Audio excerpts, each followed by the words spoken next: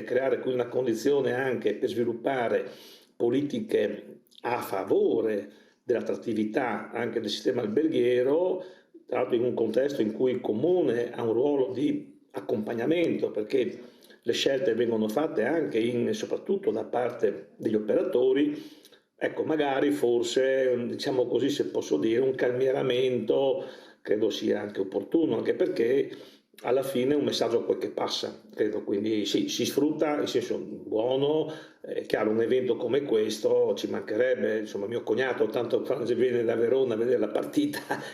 mi ha detto non trovo un albergo, dove ti ospito io, ma per dire che finalmente la città si riempie, quindi tutti siamo felici, siamo che convinti ci possa essere anche una valutazione un attimino superiore alla normalità. Però insomma magari ecco, siccome poi si discute anche di trovare sinergie